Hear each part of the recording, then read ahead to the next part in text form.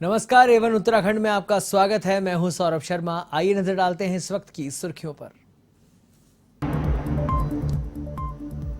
दून के बाद हरिद्वार में कांग्रेस नेताओं का सियासी संगम। हरक सिंह रावत से गोपनीय मुलाकात के बाद सियासी हलचल तेज। रावत ने कहा कोश्यारी जी से उनके पुराने व्यक्तिगत संबंध।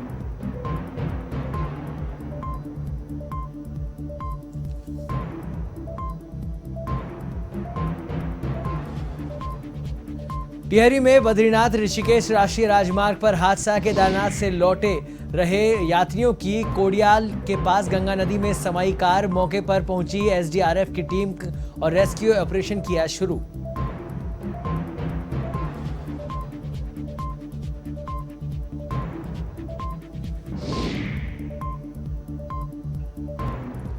खटीमा के पूर्णागिरी होटल में शव मिलने से फैली सनसनी। तलाशी के दौरान कैमरे से आधार कार्ड मिलने पर शव की हुई शिनाख्त। पुलिस ने परिजनों को दी सूचना।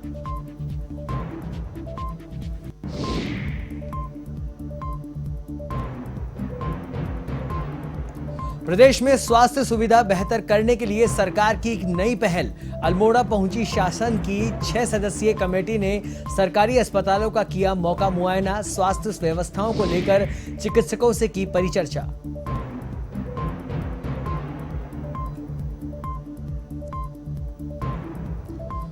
उत्तराखंड में धूमधाम से मनाई जा रही गुरु पूर्णिमा। ऋषिकेश के तमाम मंदिरों और आश्रमों में श्रद्धालुओं ने किया गुरु पूजन।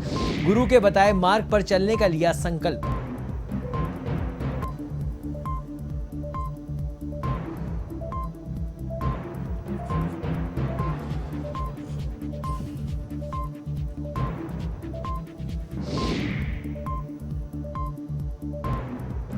अब खबरें विस्तार से। उत्तराखंड के कोटद्वार में गढ़वाल मंडल के 7 जनपदों के लिए होने वाली अग्निपथ भर्ती योजना की तैयारियों को लेकर प्रशासन जुट गया है।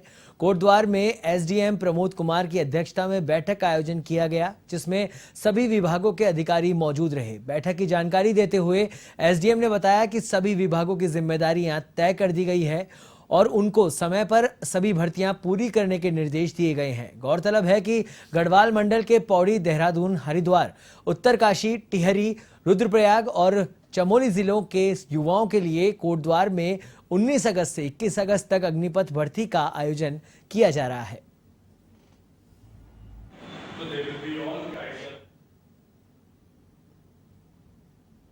अगस्त से और 21 अगस्त के मध्य कोटद्वार में अग्निवीर के संबंध में रैली होने जा रही है और इसमें सभी जो भी हमारे जीडी जो भी भर्तियां होती हैं, क्लरिकल लेवल की होती हैं, टेक्निकल लेवल की और एक पोस्ट लेवल में जितनी भर्तियां होनी हैं, उन सब के लिए आज एक मीटिंग आयोजित की गई थी। इसमें सारे डिपार्टमेंट से पार्टिसिपेट किया है।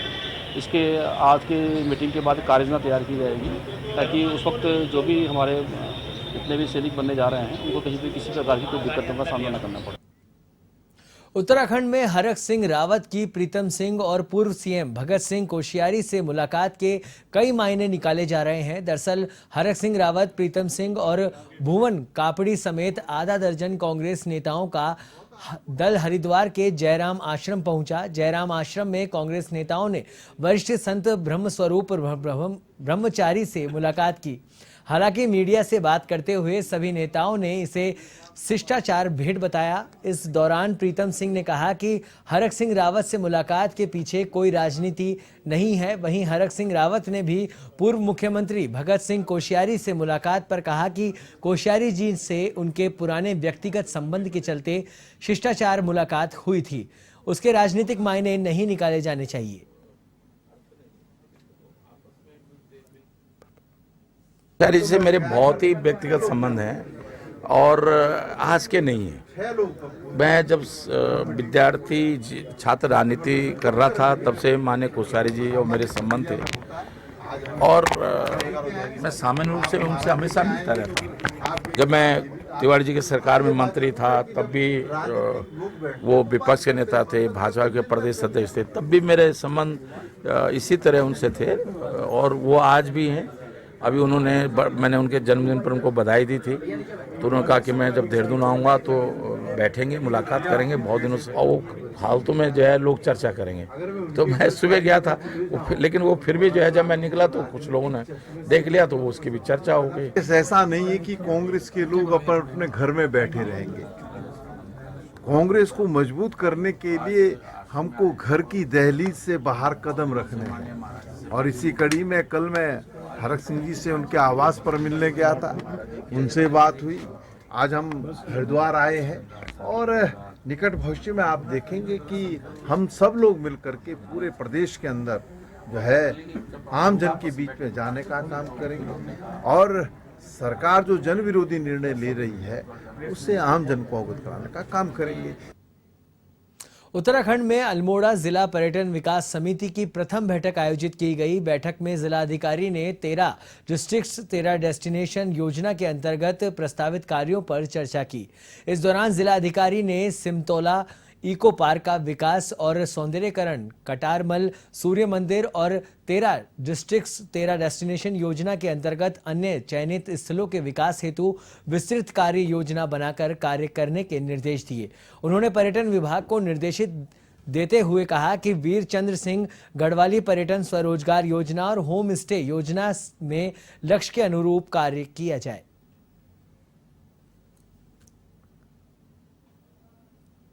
में जिला पर्यटन विकास समिति का गठन शासन के निर्देशों के अनुसार किया गया है। आज इस समिति की प्रथम बैठक आयोजित की गई थी, जिसमें जो 13 जिले 13 डेस्टिनेशन योजना है शासन की, उसके अंतर्गत कटारमल क्षेत्र को चयनित किया गया है। उसके डेवलपमेंट के लिए एक विस्तृत कार्य योजना बनाए जाने पर चर्चा हुई है। सिमतोला में जो इको पार्क है उसके डेवलपमेंट की डीपीआर को लेकर चर्चा हुई है। साथ में जो पर्यटन विभाग की विभिन्न योजनाएं जनपद के अंतर्गत चल रही हैं, जिसमें वीरचंद सिंह गढ़वाली पर्यटन स्वरोजगार योजना है, होम स्टे पर्यटन स्वरोजगार योजना है, इनके जो जनपद को लक्ष्य मिले हैं उनके विषय में भी सभी सदस्यों के साथ चर्चा करके महत्वपूर्ण निर्णय लिए गए। ऋषिकेश में देहरादून रोड स्थित कोतवाली का सरकारी आवासीय भवन जर्जर स्थिति में है, जिसकी 4 दीवारी बदहाल होती जा रही है। वहीं दीवारों पर पेड़ उगने लगे हैं। करीब 4 साल पहले इस भवन को गिरासू घोषित किया जा चुका है, फिर भी कई पुलिसकर्मी जान जोखिम में डालकर आवासीय भवन में रह रहे हैं। वर्तमान समय में बरसात का सीजन चल रहा है, ऐसे में कभी भी जर्जर अवस्था में खड़ा भवन धराशायी हो सकता है। दिलचस्प बात यह है कि मामला संज्ञान में होने के बावजूद अधिकारी जर्जर भवन में रह रहे पुलिसकर्मियों से भवन खाली कराने को तैयार नहीं है। वहीं इस संबंध में जनपद देहरादून के पुलिस कप्तान और डीआईजी जन्मेजय खंडूरी से पूछा गया तो उन्होंने जर्जर हो चुके भवन के बारे में जानकारी नहीं होने का हवाला दिया।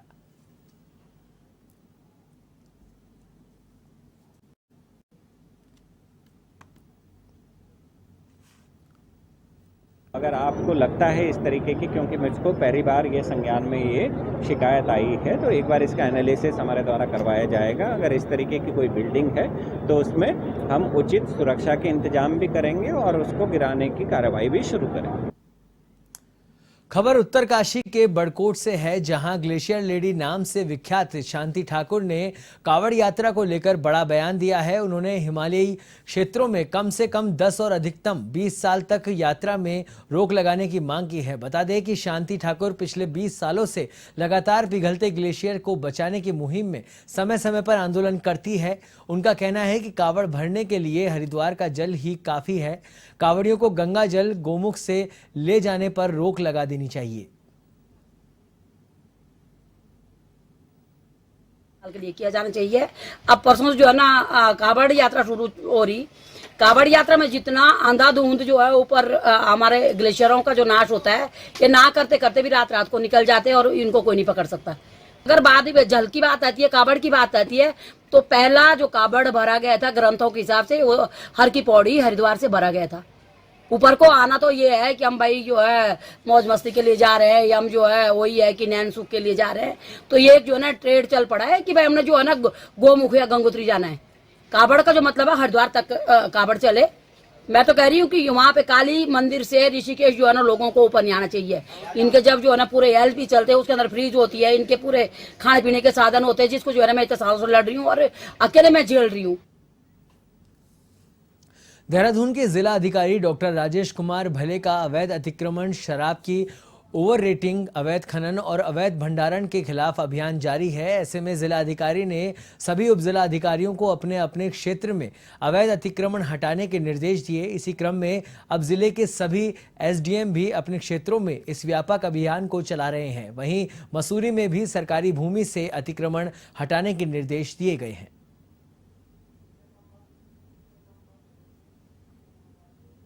उसके उपरांत उसकी मौत हो गई। परिजनों ने भी उस पर गुस्सा जाहिर किया था और जैसी मुझे सूचना मिली, मैं तत्काल अपनी टीम के साथ वहां पहुंचा और उनकी क्लिनिक को सील कर दिया रहेगा। बिल्कुल अभियान चलता रहेगा। जो व्यक्ति अन्याय से काम करेगा पब्लिक के प्रति, वो उसके खिलाफ जरूर एक्शन की जाए। देवभूमि उत्तराखंड सफाई कर्मचारी संघ की ओर से काशीपुर नगर निगम परिसर में धरना प्रदर्शन किया गया। संघ प्रदेश उपाध्यक्ष अजय सौदा उर्फ बन्नू के नेतृत्व में सफाई कर्मियों ने वेतन बढ़ाने की मांग को लेकर नारेबाजी की। इस दौरान सफाई कर्मचारियों का कहना है कि आउटसोर्सिंग के में कार्यरत कर्मचारियों को ठेकेदार द्वारा 500 रुपये प्रतिदिन से भुगतान नहीं किया जा रहा है। ऐसे में नगर निगम ठेकेदार को अतिरिक्त 9 लाख प्रति माह भुगतान करें, नहीं तो ठेके को निरस्त करके नगर निगम में 400 पर्यावरण मित्रों को स्वच्छता समिति के रूप में देहरादून निगम की भांति किया जाए, जिससे शहर की व्यवस्था को सुचारू रूप से चलाया जा सके। वहीं उन्होंने कहा कि स्वच्छता समिति के कार्यरत कर्मचारी की भांति आउटसोर्सिंग कर्मचारियों को भी 500 रुपये प्रतिदिन के हिसाब से भुगतान किया जाए। ऐसा नहीं होने पर सफाई कर्मियों ने आंदोलन की चेतावनी दी।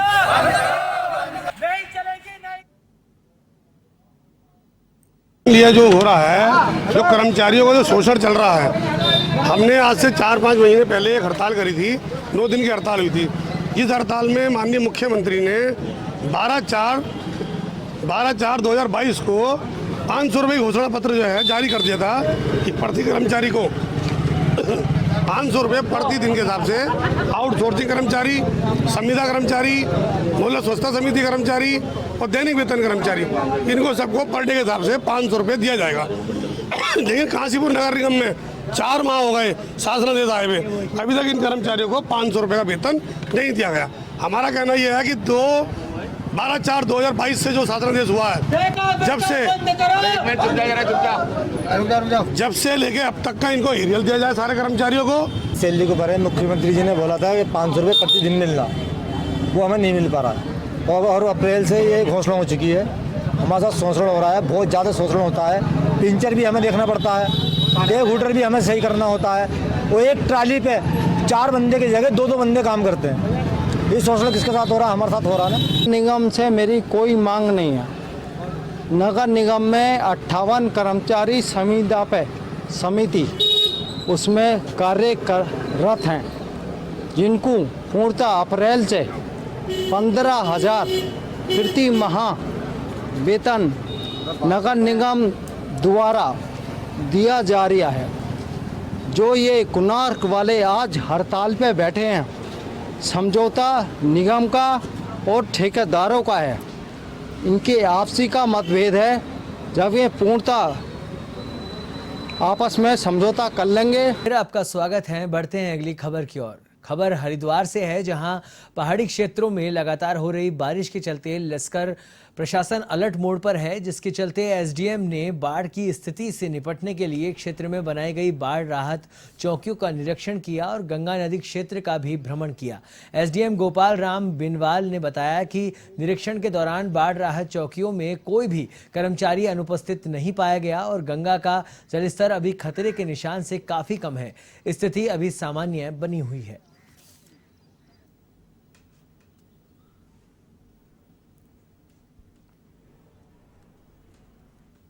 प्रदेश में बदहाल स्वास्थ्य को पटरी पर लाने के लिए सरकार ने नई पहल शुरू कर दी है ताकि आम जनता को बेहतर स्वास्थ्य सुविधाएं मिल सके। इसी कड़ी में अल्मोड़ा पहुंची शासन की 6 सदस्यीय कमेटी ने कई सरकारी अस्पतालों का मौका मुआयना किया और स्वास्थ्य व्यवस्थाओं को लेकर चिकित्सकों के साथ परिचर्चा की। वहीं कमेटी स्वास्थ्य विभाग की समस्याओं के समाधान की रिपोर्ट तैयार करके सरकार के समक्ष रखेगी ताकि चिकित्सा व्यवस्था की गुणवत्ता में सुधार किया जाए।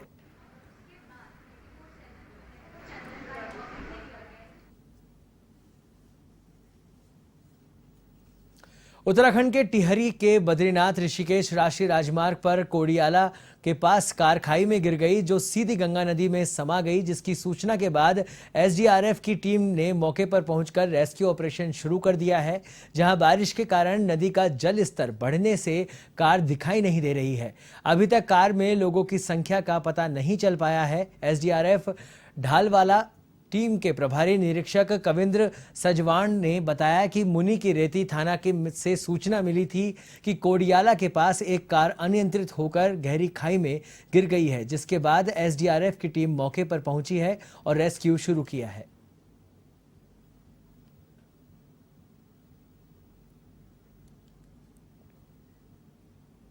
उत्तराखंड के रुड़की में एक पूर्व फौजी ने गरीब बच्चों के लिए निशुल्क ट्रेनिंग सेंटर की शुरुआत की है, जिसमें आर्मी और पुलिस की भर्ती के लिए बच्चों को निशुल्क ट्रेनिंग दी जा रही है।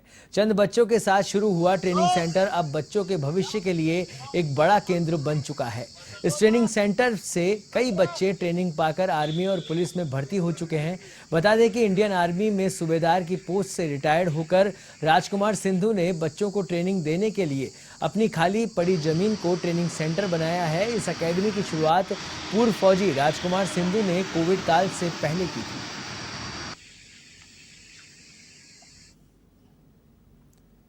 यहाँ पे एचवर्स स्पोर्ट्स एकेडमी में हम आर्मी की तैयारी करते हैं। यहाँ पे इसके डायरेक्टर श्री राजकुमार सिंह सिंधु, जो भूतपूर्व सैनिक इंस्ट्रक्टर भी रह चुके हैं, वो इस अकेडमी को चलाते हैं। और यहाँ पे सुबह शाम लड़के आर्मी और पुलिस का फिजिकल की तैयारी करते हैं। स्पोर्ट्स की भी अकेडमी तैयारी कराई जाती है, साथ साथ रिटर्न का भी तैयारी कराई जाती है।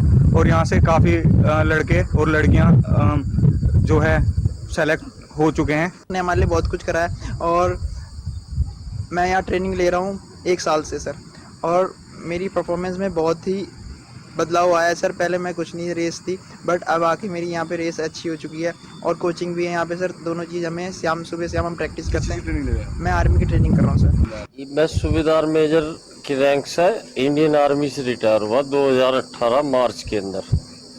और उसी के बाद से जो मैंने ये ज़मीन थी हमारी पेरेंटियल प्रॉपर्टी, तो उसको जो है बच्चों के लिए लगाया, भर्ती होने वाले बच्चे जो आर्मी और पुलिस के अंदर। लेकिन जैसे ही मैंने खोला तो थोड़े दिन के बाद ही कोरोना की वजह से फिर इसको बंद कर दिया।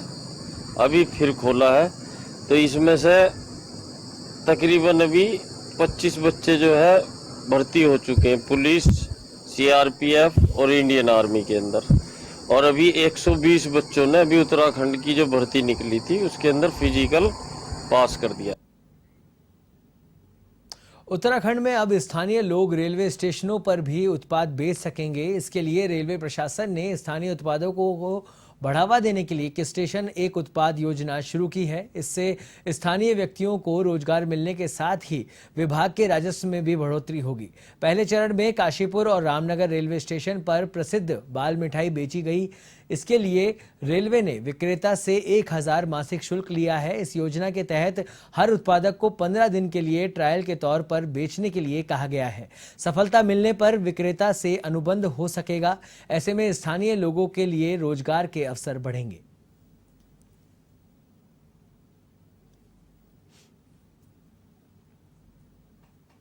जो लोकल हैंडीक्राफ्ट्स हैं, आर्टिसंस हैं या फिर जो अपने उत्पाद खुद बनाते हैं, उन लोगों को प्रोत्साहित करने के लिए रेलवे की तरफ से एक योजना चलाई गई है। साथ ही साथ इससे रेल राजस्व में भी बढ़ोतरी होगी। ये एक स्पेल में दिया जा रहा है 15 दिन के लिए। उसके बाद अगर उसकी सेल अच्छी होती है, वो आगे उसे जारी रखना चाहे तो उसके लिए एक्सटेंशन दिया जा सकता है। और इसका लास्ट स्पेल जो है वो 15 दिन पहले स्टार्ट हुआ था। इसके पहले स्पेल में बाल मिठाई रामनगर और काशीपुर 2 स्टेशन पे दी गई थी, तो सेल उतनी नहीं हो पाई जितनी वो उम्मीद कर रहे थे, इसलिए उन्होंने आगे एक्सटेंड नहीं किया। अभी और लोगों को भी इससे ताकि फ़ायदा मिले या जिसकी अच्छी सेल हो, अभी यहाँ पे चाट छोले की एक स्टॉल लगाई गई है। ये श्रीमती सरला शर्मा जी के नाम से है।